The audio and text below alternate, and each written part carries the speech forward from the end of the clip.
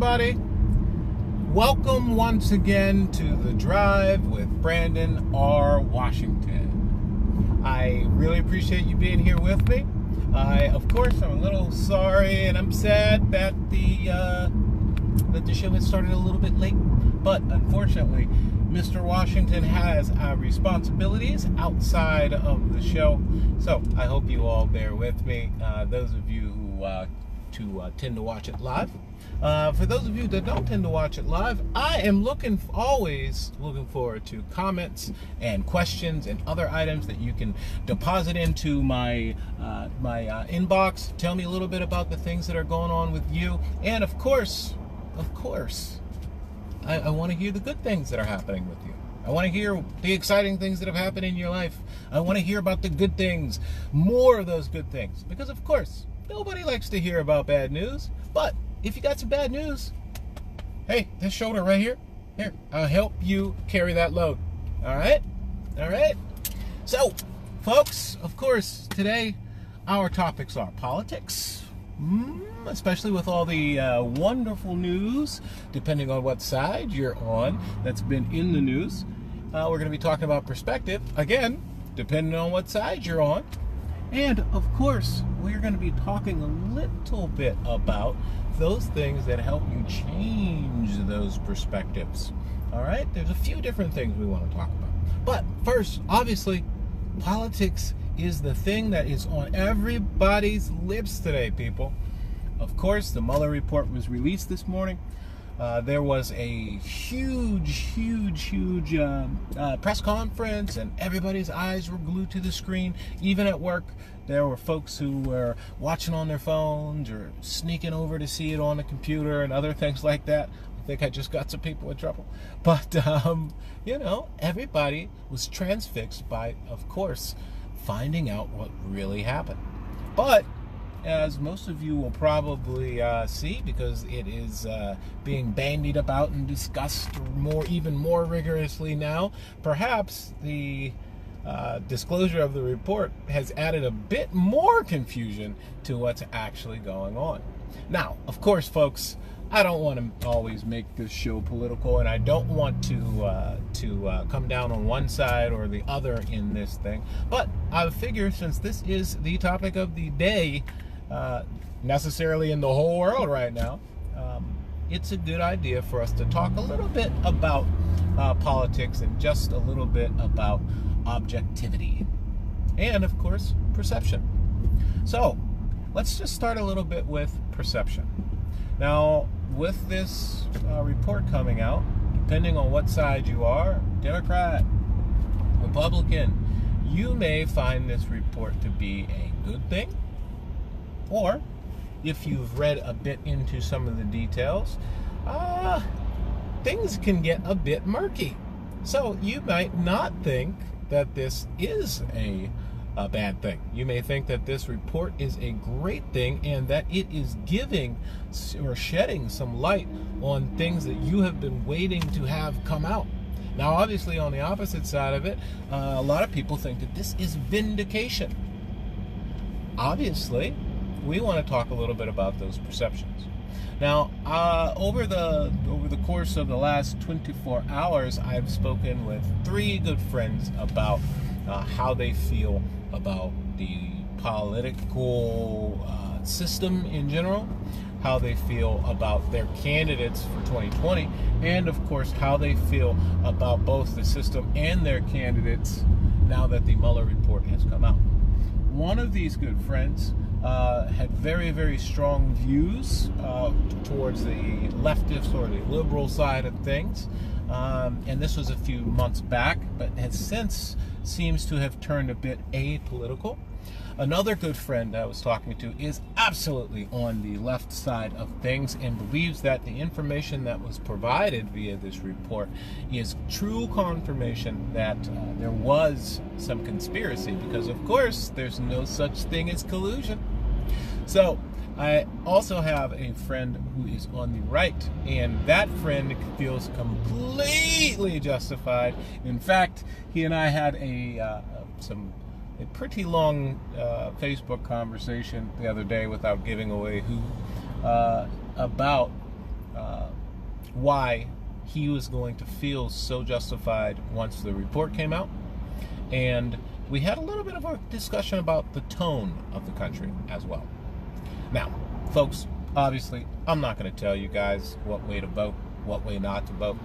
And of course, I know that most people have the impression, and of course it's backed up by numbers, that most African Americans are Democrats.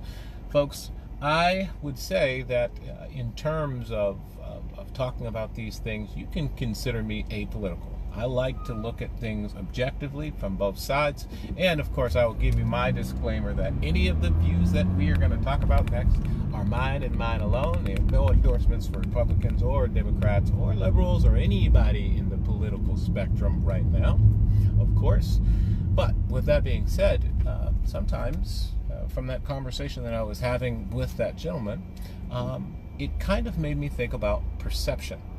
Now, the reason why I mentioned those three distinct people is because two of those people seem to have made a major political shift, and that shift has seemed to push some people away.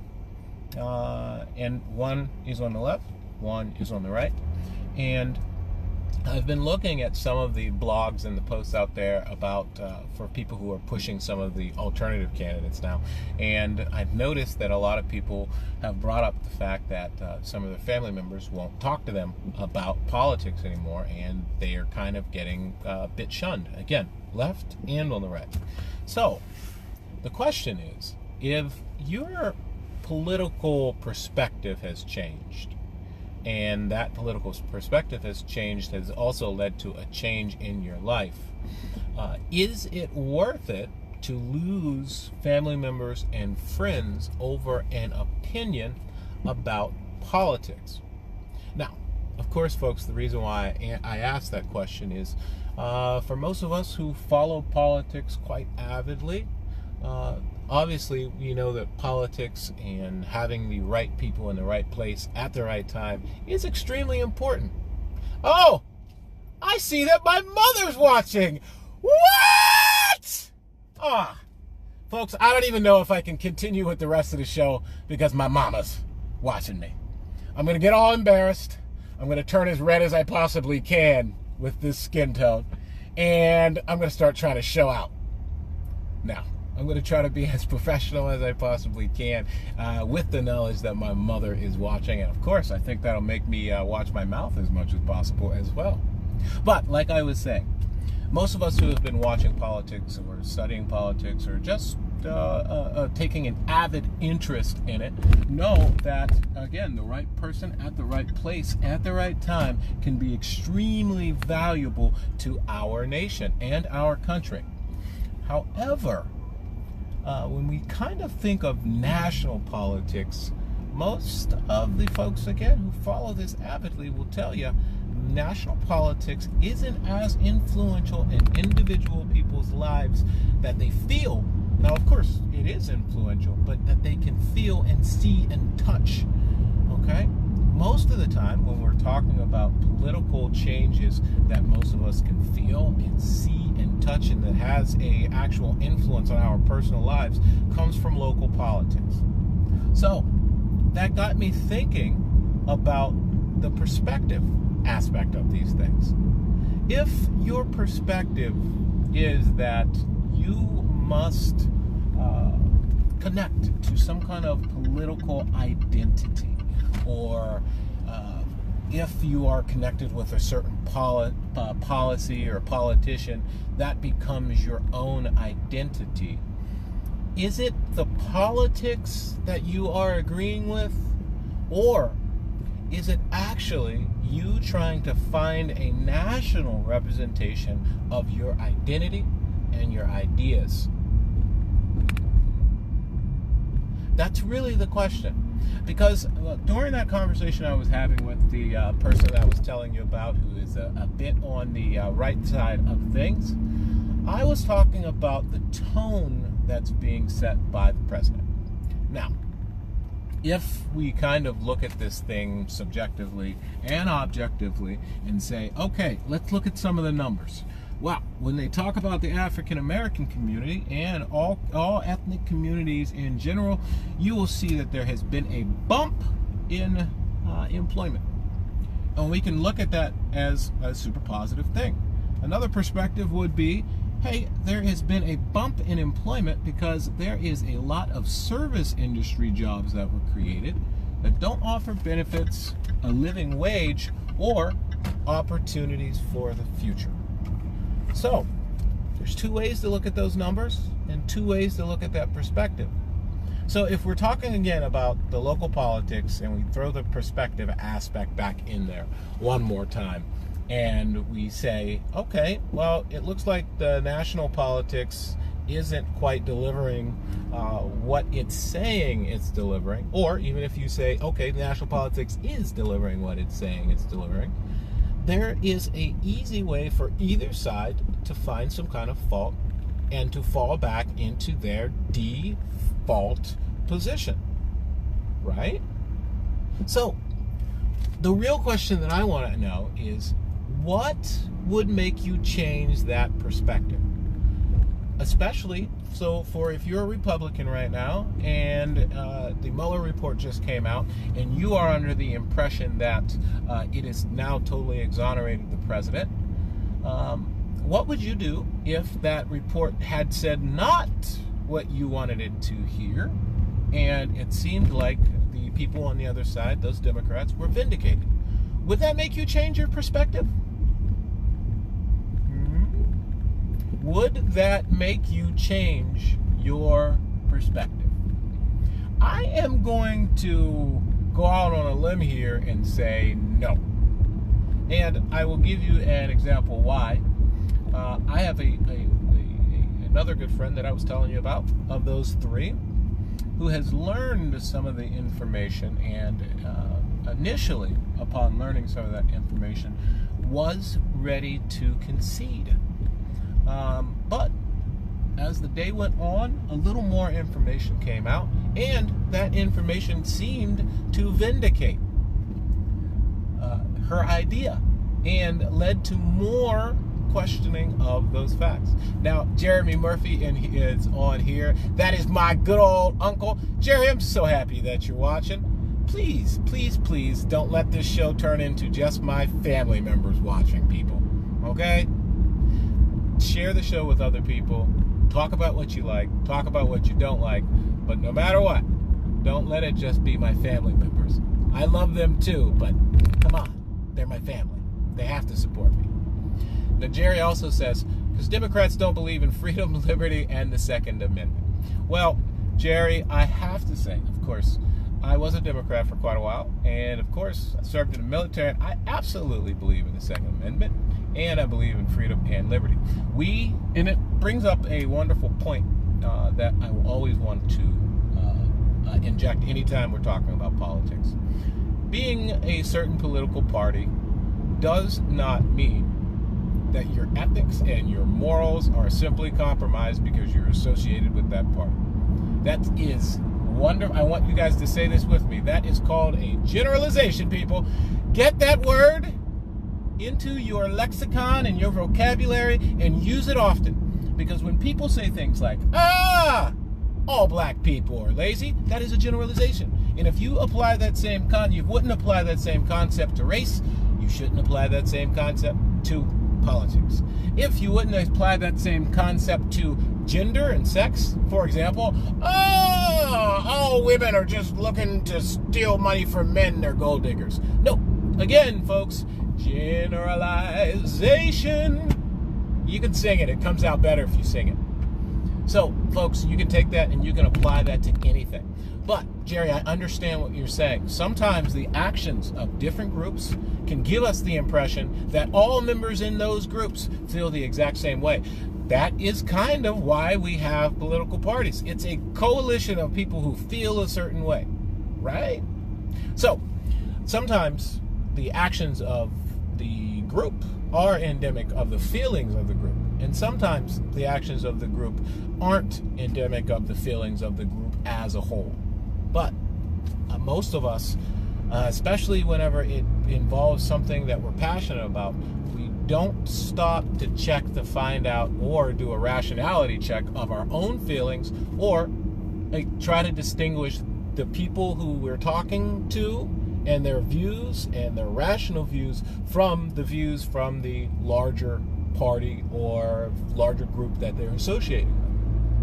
And again, I'm really glad Jerry brought that up, because it goes back to that same point of if you were presented with information that would dispute your views on things. For example, I obviously know that Jeremy Murphy, my wonderful uncle, is a Republican. I respect him for being a Republican. I respect him for standing on his morals and ethics and values that obviously closely align more with the Republican Party. Now, obviously, there's been some information that came out in that Mueller report, and that, of course, if you have read the summaries, I've read the summaries, but of course I'm going to go through the rest of the 400-page document that's out there too. That's what I'm going to do over the weekend. But if you've read just those summaries of the report, you find that the thing that we've all been talking about and saying in social media and everywhere, the term conspiracy,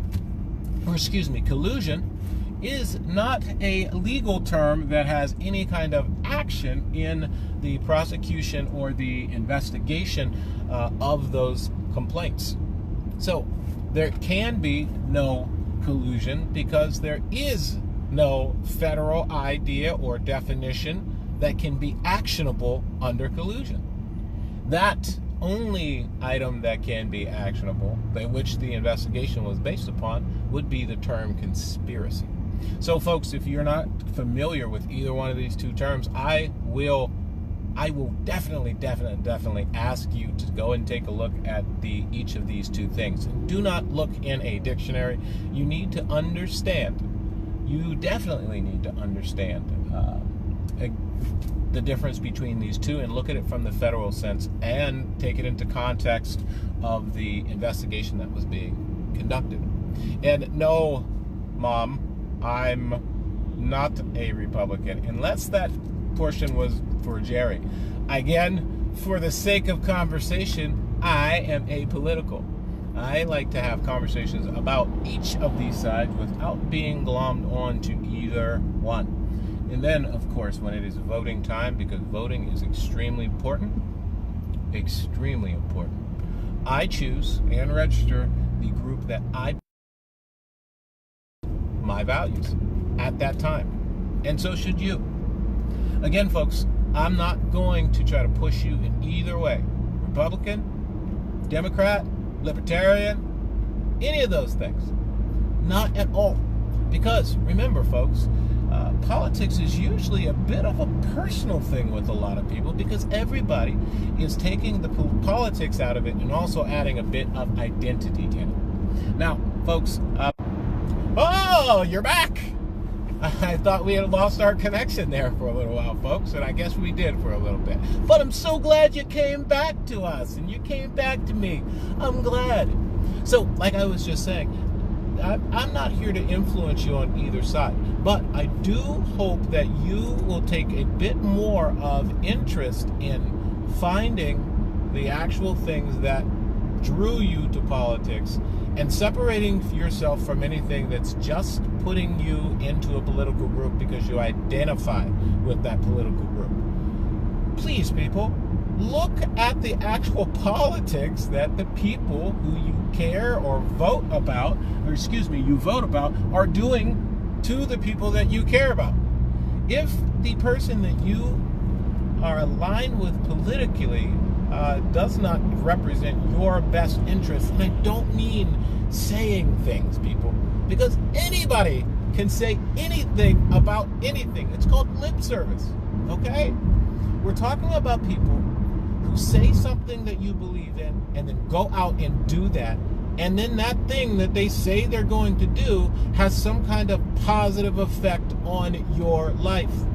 So I really want to ask all the folks out there who are mad or not mad about what happened with the Mueller report, does the issuing of that report change anything in your personal life?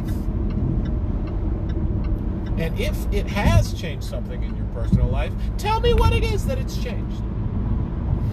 Is there anybody out there who has something that has happened on the national scale, from national politics, that is directly influencing your life right now? And I don't mean in the abstract sense. I'm serious. I'm talking about specific things that you believe that the national political candidate that you care about has put forward that has changed your life.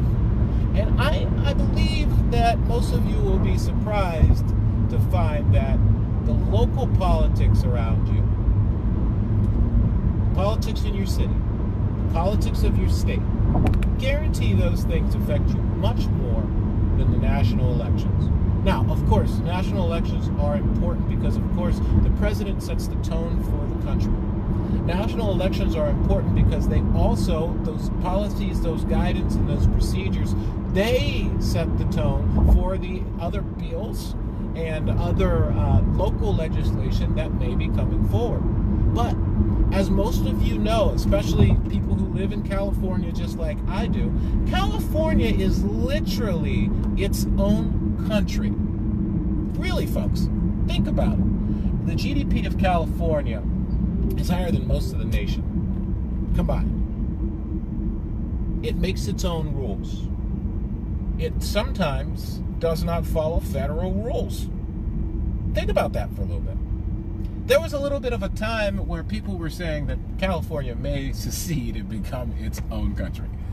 I want you to really think about that. Now, take all of that and boil that down to the rules and regulations and laws and the things that are being passed by your governor and your mayor and all of those city mayors around you, or even by via counties. Think about those boards, those local county boards that are passing ordinances in your city. Have those ordinances and those items that have happened made your life better? I will venture to say they have. And I dare any of you folks that are watching to give me one national piece of legislation that has made a change in your life. I'll wait.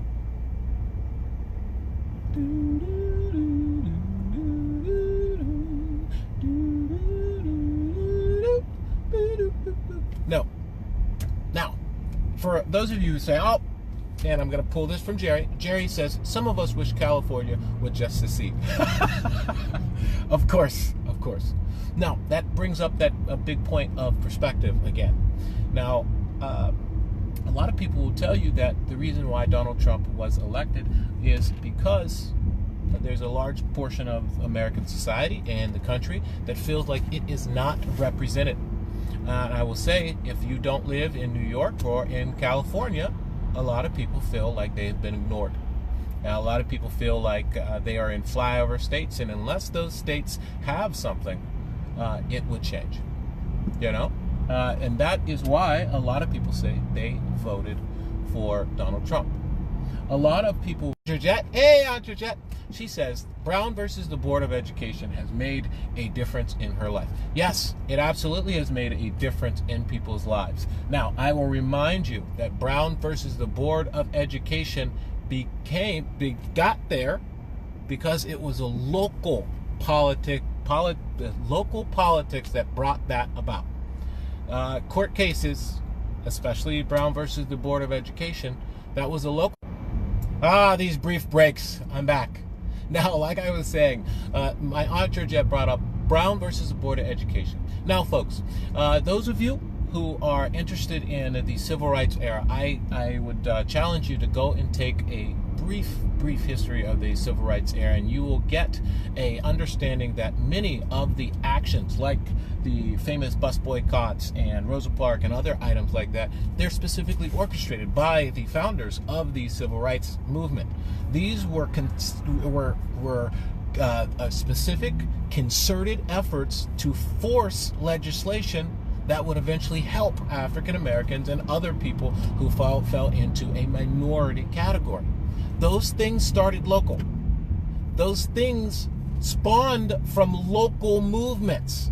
Those local movements moved those things forward and tried to find the best people who would represent the cause. So think about Brown versus the Board of Education. Do a quick background on it, and I'm sure you will find specifically that case started in a local sense. So again, local politics, extremely important, because those local things, again, mostly initiated by grassroots and people who care deeply and specifically about something because it's touching them in their lives, are the people who push those things forward. And I want you to think of how many things that have originated from the national level and trickled all the way down and affected your life without first starting at a local level, going up the scale, and then coming back down the scale. Check, folks. Do a little research on this. And I will guarantee that you may have a different perspective when you look at it from that way.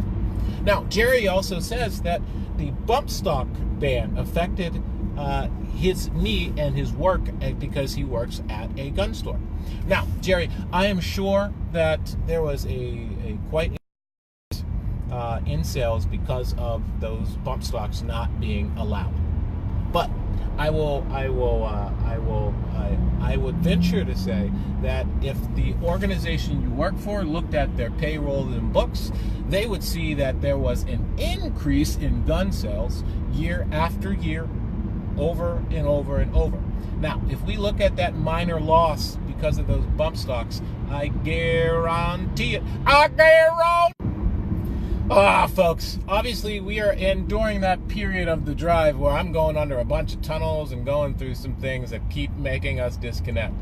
Now, before we got disconnected, I was trying to be witty and saying, I guarantee it, that the overall sales that the store that Jeremy works at did not see a major decrease because there's been a major increase in gun sales year after year, and it usually continues forward into the future.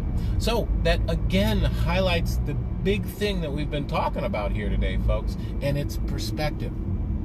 Almost any situation you look at, you can find a good and a bad to that situation.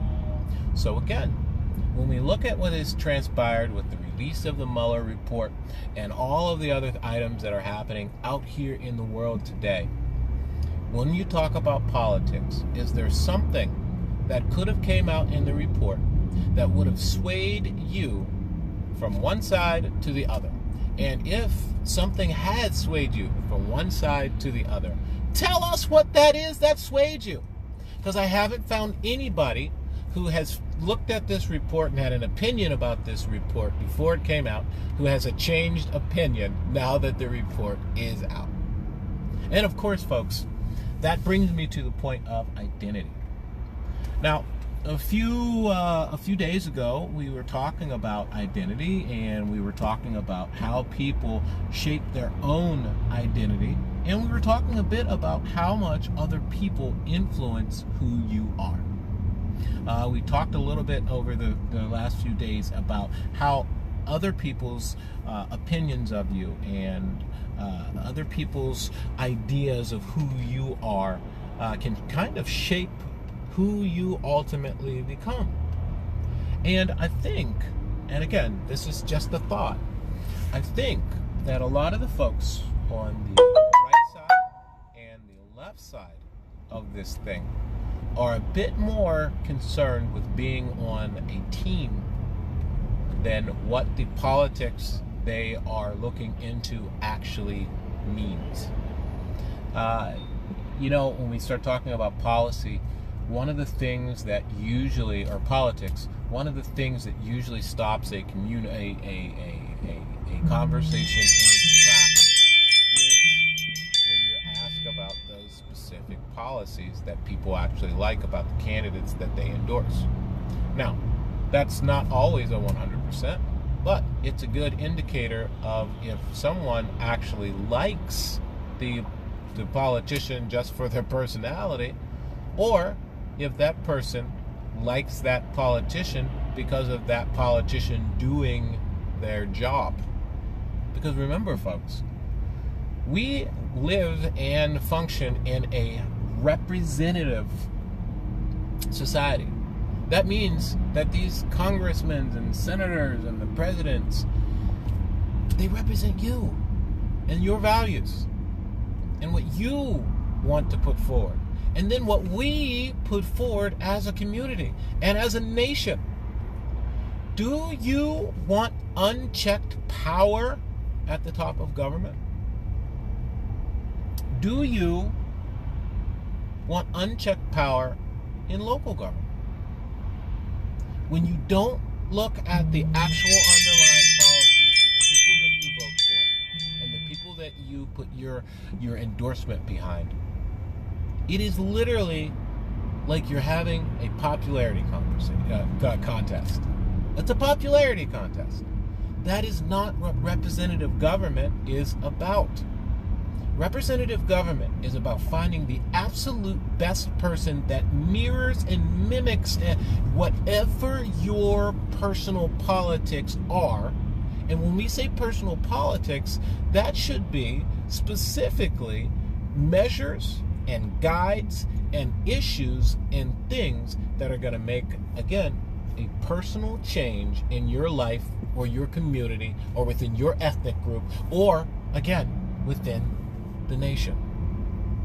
So, folks, I think that if all of us take a good, strong look and good, long look at ourselves and our political identity, I think that we may find that a lot of the things that we are doing and saying online and showing support for are more about us trying to confirm our identities in whatever group it is we are attaching ourselves to, and then either virtue signaling about the merits of that group or trying to find ways to more solidify our position in that respective group.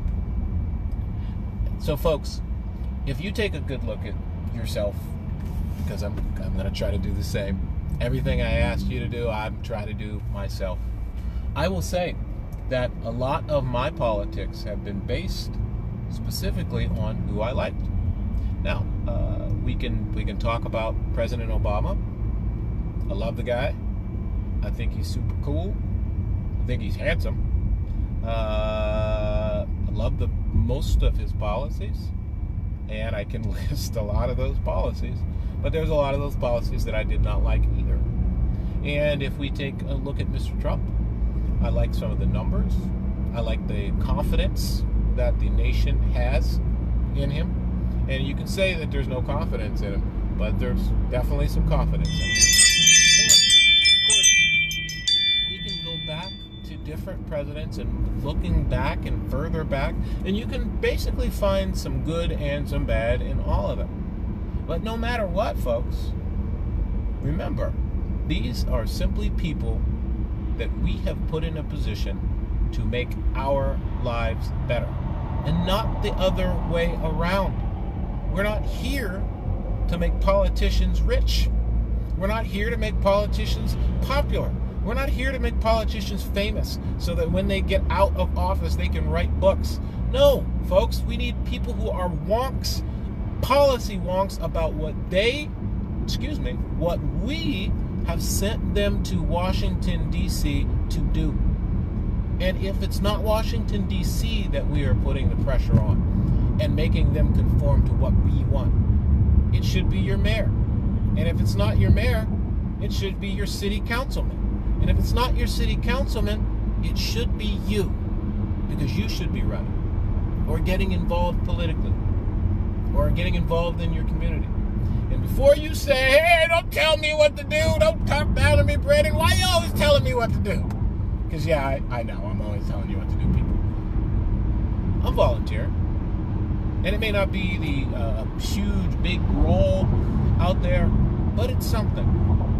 And I know many of you are too. So, do you want those efforts that you're making in your local community, and those changes you want for your school board, and those changes you want in your local church, or your local city? Do you want those changes to be for naught? Do you want that passion and that courage that you put behind standing up for what you believe should be done in your local community to actually translate into something good? Well, folks, all of those efforts that you make to make our communities stronger, to make yourself a better person, to raise your kids in a wonderful way, a lot of those things can be diminished and downplayed if we don't have the best people representing us. Because again, folks, representative government. Remember?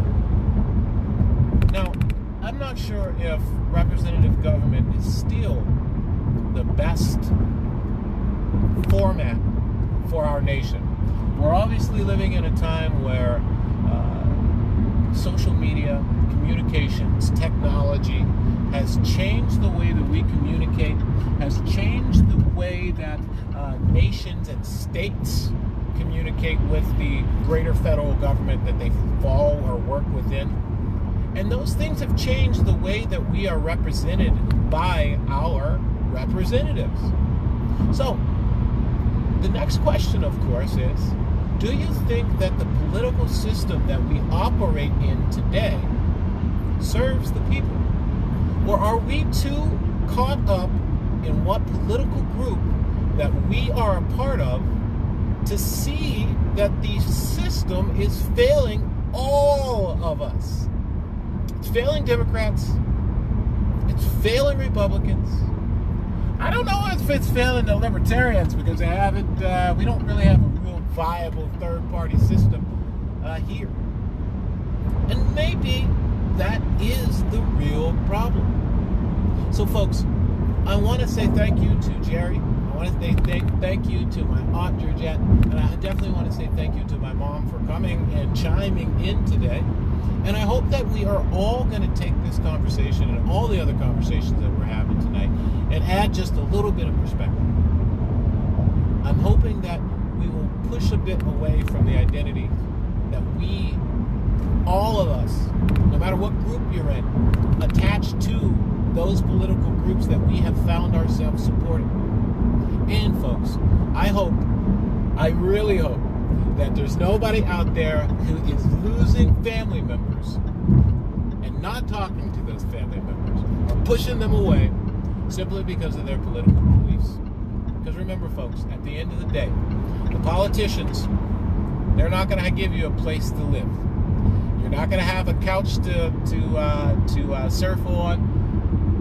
If you have no place to live, the mayor's not going to come into your personal home and do your taxes. What I'm trying to say here, folks, is these politicians are simply that. They are people who we elect to represent us, and that is it. The sooner we get away from groups and, again, start looking to change the system that we are in, the better we're going to be. But as long as we are willing to give up our political capital just to be a part of one particular group or the other, we're going to continue to lose. And folks, you may not think that our communities are losing right now, but we are absolutely losing. If you think that the richest nation on this globe can't take care of its homeless better than it's doing right now, you'd be wrong. If you think that the richest nation on this globe couldn't stop children from going hungry, you'd be wrong. If you don't think that the way that we live, you, me, everybody around, I don't care what color you are, I don't care what group you are, if you don't think that we could all be living better, more productive, safer lives, you'd be wrong. And I'm telling you, folks, the sooner we hold our politicians and the people who represent us accountable or change the system altogether, we're going to keep living these lives that aren't lived to their best potential. Take that, think about it a little bit. Tell me how you feel about it. Do you disagree? Great, let's talk about those disagreements. Do you agree? That's good too, but I don't want some confirmation. I want to hear how you think we can change our lives for the better by using politics. And again, remember, one of the items we were talking about today was perspective. I want to know, what would change your perspective from left to right or from right to left? All right, folks, I really appreciate you tuning in again today. Please remember that Dan and I are going to be starting our YouTube show. And of course, we're going to try to limit all of these dropped connections and the technical difficulties we've been having with Facebook. And that show is going to feature topics. It's going to feature information that you have shared with both of us that you want shared with the rest of the world. And of course, we're going to try to see if we can build a little bit of community online, so that we can address those things that are important to you. I want to talk to you. I want to hear from you. I want to make sure that we are addressing those things that are important in your life. And of course, I want somebody that I can I can come and tell every day, hey, you're doing this, you're doing that. All right? So hang in there. Bear with me as we iron out some of these technical difficulties. Leave your comments. And of course, folks, I want you guys to tell me some stuff too. Your opinions are valuable. The things that you do in your personal life could have a great effect on me, my family, and my friends who are out here too. So share your information, share your stories so that we can share them with everybody here. Folks, I appreciate you tuning in. Have a great night. I love you. Bye.